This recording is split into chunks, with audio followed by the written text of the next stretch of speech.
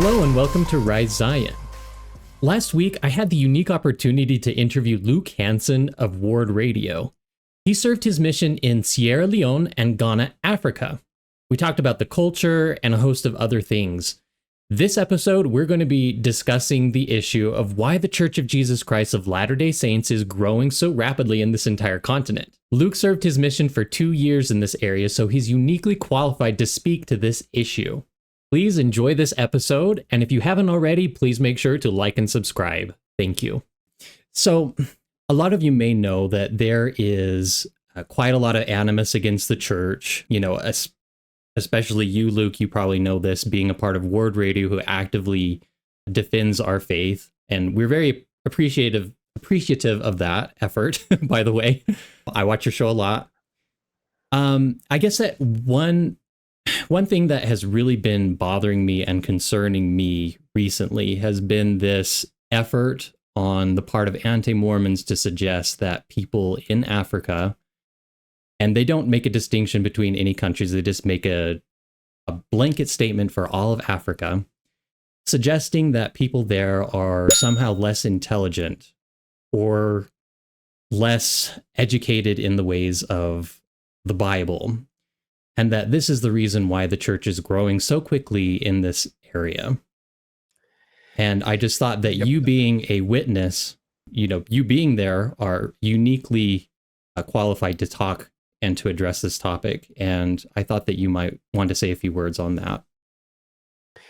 Yeah. So people who leave the church, who are against the church, and this mostly comes from the atheist types.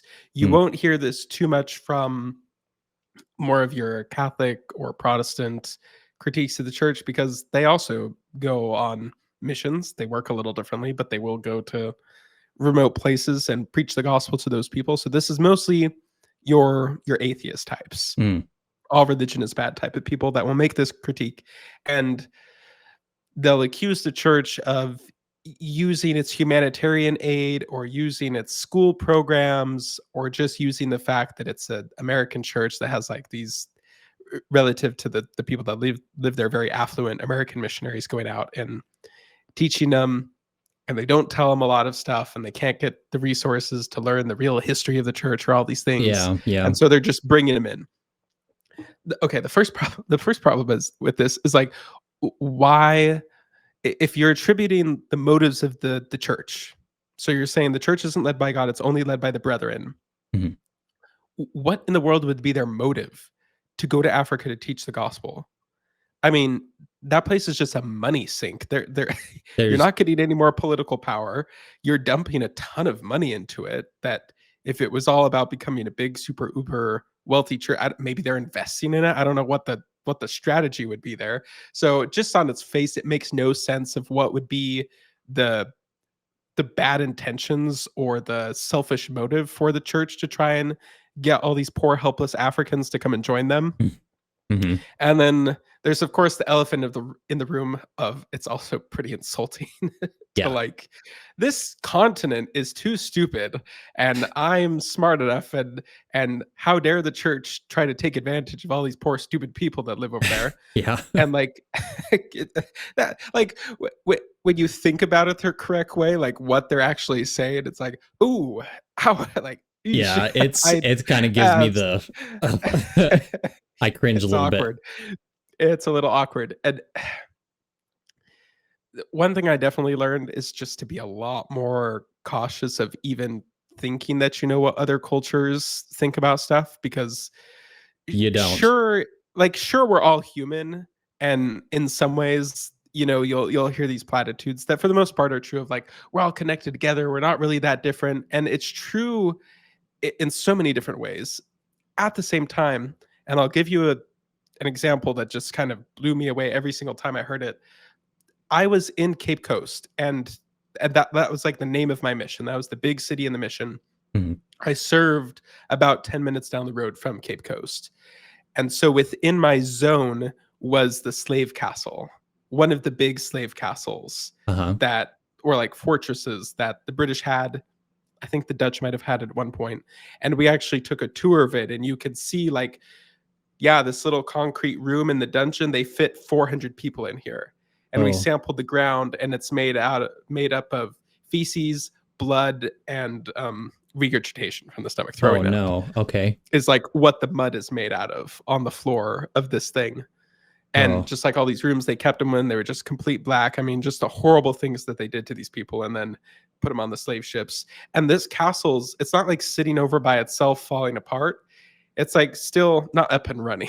It's not functioning as a slave castle, but it's still all there, completely intact, and just like one of the main markets in the city's right next to it. Yeah. Like it's just part of the city. So what you're saying Well, I'm is that explaining it's all this. uh I actually haven't gotten to it yet. oh, okay. I'm just kind of giving a little bit of the context of this is what these people are. It's not like they're They're unaware. aware of it. They're Yeah. living right next to the slave castle. And I heard multiple times Mhm. them say, our ancestors really suffered that were taken in the slave ships. Mhm. But now their descendants are over there enjoying themselves while we're still here suffering in Africa.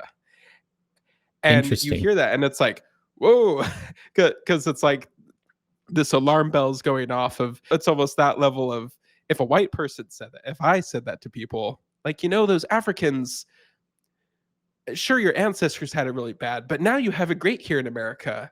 And the people over in Africa, Yeah. and like try to justify it in that way. But like, when you think about it from their perspective, and they're not wrong to think this, America's way more affluent than them.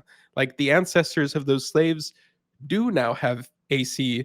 Even if they're kind of lower middle class, they still have AC, they have cars, they have phone plans that don't run out of data every other day like these people do. And you have to scrounge together a couple more CDs to prepay your phone so you can talk for another 30 minutes to your friend that lives somewhere else.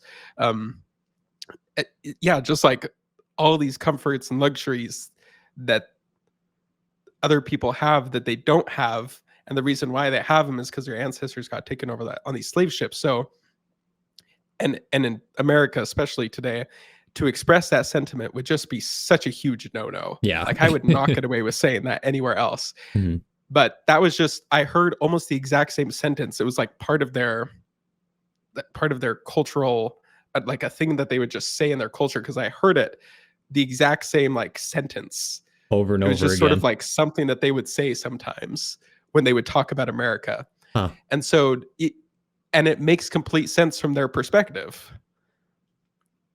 Like Gotcha. I'm sleeping on not even a mattress, and I don't have AC, and I have a hard time getting food, and my clothes are like handed down torn soccer jerseys from 2 World Cups ago. And like, so why should I have these cultural sensitivities about, we have to always talk about slavery, how it's only bad all the time, and they don't have that pressure, that we Americans do. And so just trying to assume that what a culture is going to think about a certain topic or how they're going to approach it, or just assuming that your approach is better than theirs. I mean, if you want to talk about white supremacy or cultural hegemony, then like we could address that part of it. So what else do I want to say? They are aware. Like my branch president in one of my areas knew about the priesthood ban. Like I heard him bring it up several times. They just, once again, like we were talking about with the slave castle thing, they just don't have that cultural context to be as offended about it as we are. Gotcha. Yeah. So yeah, white and black that in was this country. That was a question that I was going to ask was, a lot of times they say they just don't know any better. They don't have, Jeremy Reynolds there to tell them what they need to know in order to not join the church, Mm-hmm. And I don't know, like in my mission, it's completely different than Africa, but people were aware, even though they didn't have the internet. People, you hear the same things over and over again your whole life, and you heard the same things in Argentina. Was that the case also in Africa? Like you heard the same kind of, some of the same sort of things. I mean, you already said that they just weren't concerned about some of the things that you thought that they would be concerned about. Yeah, in a previous episode, I said that the 2 things that I thought would be the concern would be tithing and the priesthood ban. Yeah. And then the actual, you wouldn't really call it a concern, but the question that they usually brought up is, why don't you play drums in your church like all the other churches do? Uh-huh. So people who make these critiques, uh, first of all, just aren't aware. I mean, they haven't been to Africa, I don't think. They No. haven't gone and done a survey of what scripture knowledge these people have, what cultural knowledge they have.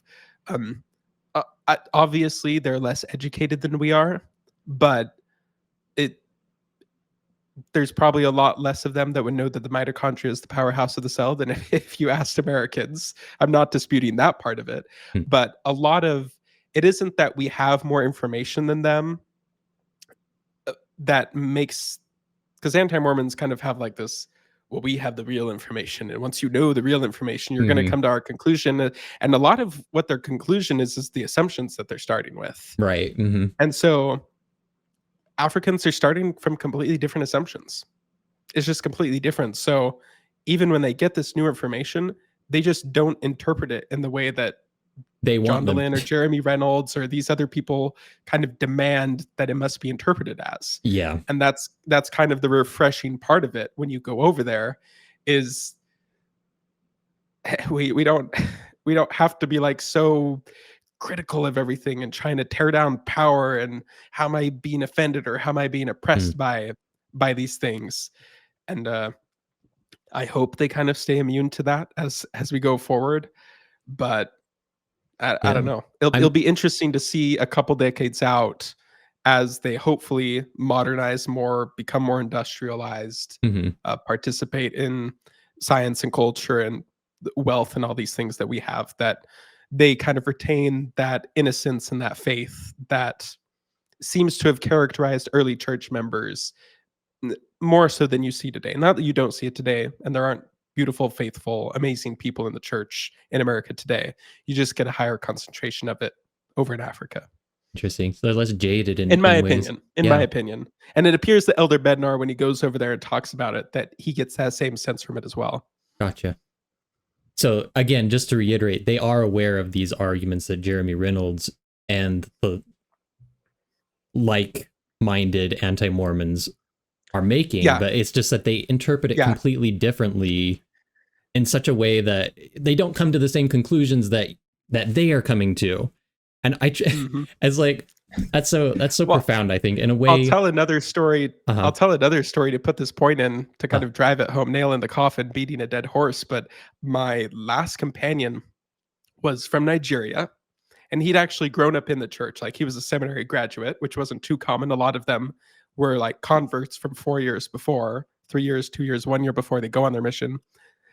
So his family was one of the more established ones, and we were we were pretty good friends. It was fun, uh-huh. but his name was Elder Wanodi, Nwandi, Wanodi. Wanodi. Okay.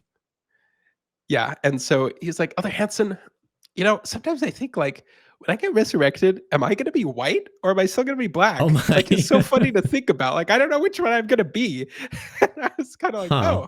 oh, no idea. Uh, White, I think, is usually a symbolic color, but maybe if you want to be white, when you and he's like, I don't know. Maybe I would be. Maybe I wouldn't be. I don't know. It's just kind of, and he was just like laughing, like he thought it was a hilarious thought experiment to be like, yeah. maybe I'm going to be white when I get resurrected. And in America, We would if never. you say something like maybe you'll get Yeah. resurrected, oh my, you would get canceled. Like you'd probably like not only by the anti-Mormons, but like your bishop might release you from being like the ward greeter or Yeah. something like that. Like, it would be a Yeah, whole big word scandal. creature. And then I'm over there and I'm over there in West Africa. This lifelong member of the church from Nigeria is just kind of like, that's a Openly. funny thing to think about. Maybe I will be. It's not quite clear what, because it seems like it's very important to be white in like when Joseph Smith describes Christ as like his countenance was white and it's shining, and Oh, well, you could get into yeah. physics for how you're supposed to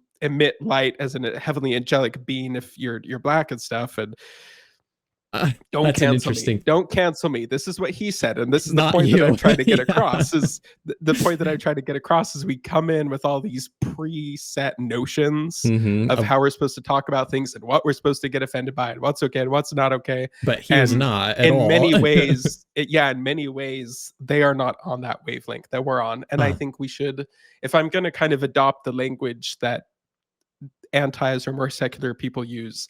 You might say we might want to honor their lived experience and try to Oh, empathize with them and feel the way that they feel. And one culture is not better than another, and question your whatever the other buzzwords that they people use. Yeah. usually usually use in those situations. So maybe just consider taking that approach that you take with like, we need to listen to LGBT people and what they're telling us about stuff, and just kind of shift it over to maybe maybe African members of the church are allowed to speak for themselves Yeah. and not have you $250,000 a year old white man John DeLynn tell them how they're supposed to feel about things. Yeah. It got a little spicy. I don't know if your podcast is supposed to be that spicy, but Well, I don't care. I but think that we should talk about these things because, well, and I mean, we talk about miracles on this podcast, but I thought that you are uniquely qualified to talk about this issue because you were there. And I think maybe maybe for the anti-Mormons, it should be, how touch grass is a saying. It should be yeah. get out of the country for a little bit and touch different countries. Mhm. And, I mean, something that you talked about, and I thought it was a little funny, was that you ate a cat. Yes. And yes. yeah, I don't know if I wanted to bring that up, but I think it's not difficult for us who have traveled outside of our country, to understand why people might eat cats and dogs. It's not difficult for us to grasp that concept, but for people who have not ever been outside of the country, it's hard for them to imagine that people would eat a cat or a dog. Yeah. And I don't know what it was like in your country. The people just didn't have cats and dogs as pets. Well, yeah, I mean, it's like people were hungry, and I don't think that they Mhm. ever ate cats or dogs, but it's not hard for me to imagine that could have happened. So, I mean, like And people, it wasn't even a common thing. I just had heard that it was something that people ate sometimes. Mhm. And so I was never served it on my mission. I I I think the people who there was like 2 ward missionaries that were about my age. We were like friends with them. Sometimes we go on splits with them because there were so many people to teach. So I just Mm. spent like the whole day with this 22-year-old Sierra Leonean, and my companion Uh, would be off with the other guy for just like the whole day trying to teach all these people uh-huh. a lot of member present lessons. It was fantastic for That's numbers. great. But Yeah. um reason why I bring that up is they were the 2 guys that I sort of assigned to go and like, they're like, oh yeah, we know where we could get that. And so I had him get it for my birthday, actually, my 20-year-old birthday, to get a cat to eat. And I Uh, think they had said that they only had it like once or twice. It wasn't like a common thing, but it was an option. And I was on the second half of my mission. I uh, was like a year and a half out, feeling a little more adventurous. See And that? Why so, not? yeah, let's eat a cat. Yeah. Like, when else are you gonna check that off your bucket list? So Yeah. it was good. It was actually pretty good, which was Interesting. the tweet that I put out that some more progressive member of the church got offended by. I It was kind of bet. funny. Yeah. Yeah.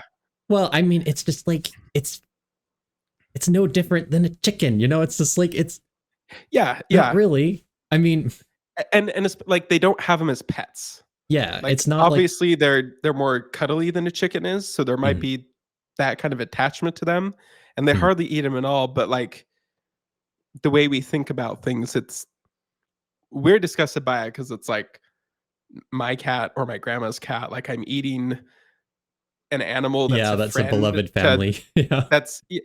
and not even if I'm not eating my own cat, it's like I'm eating something that's part of the same species that's like Yeah. has good relationships with humans. Like, Yeah. it feels very wrong. But over Mhm. there, nobody has them as pets. And so they're just like another one of the animals that's wandering around in the Mm. city. Yeah. So So again, I yeah. mean, get out, touch grass, get out of the country for a little bit, try to think of things outside of your own perspective for just a few minutes, And Yeah. I think that that's what my advice would be for people who, who it's just so hard for people to imagine, I think, how other people might think about things. And I'm just really glad that we were able to have this conversation Mhm. and get a good context for, how people outside of the country might feel. So, Yeah. yeah. It's quite interesting. All right. What were I guess that I should have probably asked you this earlier, but what were some of the main takeaways from your mission? Miracle or not miracle? Ooh, definitely the cultural thing that Hmm. we've been talking about this whole time was big takeaway from my mission. Hmm. Another big takeaway is just how awesome the scriptures are. Probably my favorite times during the mission was actually the personal study aspect of it, Hmm. and that's usually the advice that I give to people is make sure you don't put that to the side or not focus on that. Hmm. Like, because you're there to invite others to come into Christ, but a big way of you doing that is actually being in the scriptures yourself. Yeah. And it's very strengthening, and you just spending that much time with them so consistently. I wouldn't say I did learn like new stuff from it, but it was just being in it so much just made them feel so comfortable and great. And I'm sure it kept the spirit with me a lot more. So Hmm. that was a big takeaway. And then just like the church is for everybody, like the gospel is for everybody. Jesus Christ is for everybody.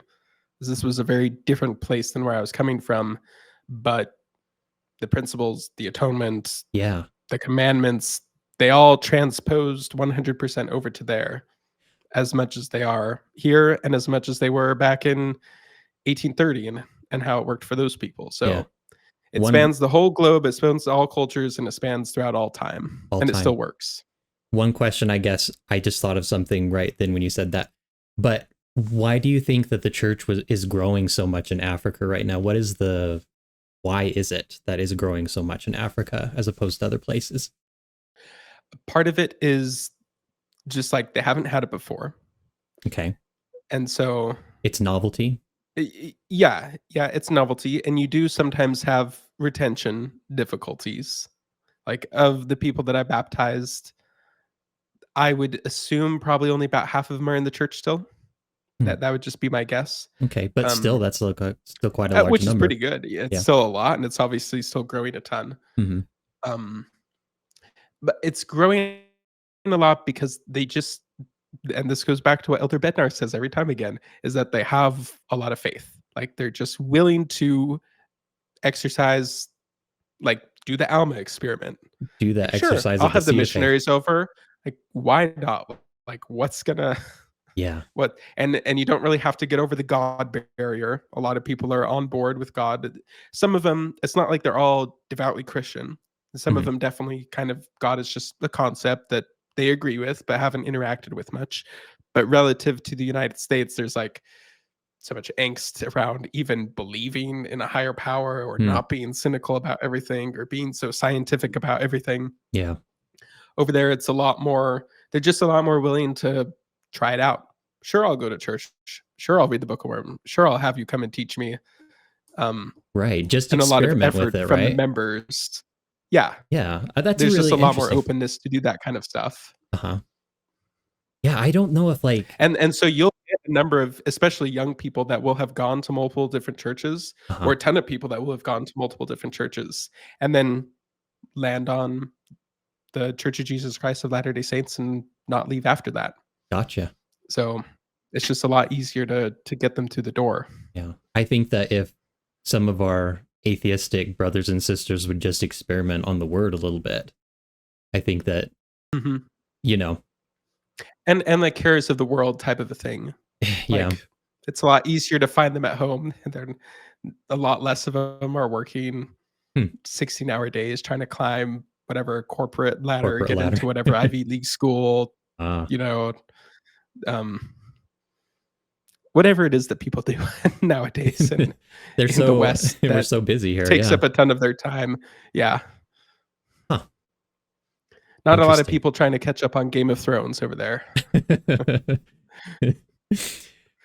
Any other takeaways that you have?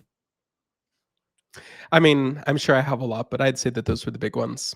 Yeah. I mean, we could go on and on, right? Yeah. Yep. All right. Well, is there anything else that you'd like to close with? Honestly, I feel like I've said what I want to say. Yeah, I Apart think you from did. like the gospel's true, God loves you, Jesus Christ is your savior, and he wants everybody in the gospel. Yeah, that's true. All right. Well, thank you so much for coming on the show. I really appreciate it. I'm sure that you're very, very busy, and just taking the time to be with us here today and talk about your mission experiences, the culture, the miracles that you experienced it will be very valuable for a lot of people, I think. So thank you. For all of you guys out there, if you guys have a miracle that you'd like to share, please make sure to click on the link in our description where you can fill out our form and tell us a little bit about your miracle, and I'll reach out and get in touch. Thank you so much, and until next time, bye. Thank you for watching Rise Zion. Before you go, I have an important ask. Please make sure to like this video and subscribe to our channel. Our goal is to help fortify people's faith by providing some empirical evidence of God's hand in their life. However, if people can't find our videos or our channel, then our mission isn't accomplished. By liking and subscribing, you'll be helping us in this important mission. Thank you again, and until next time, bye.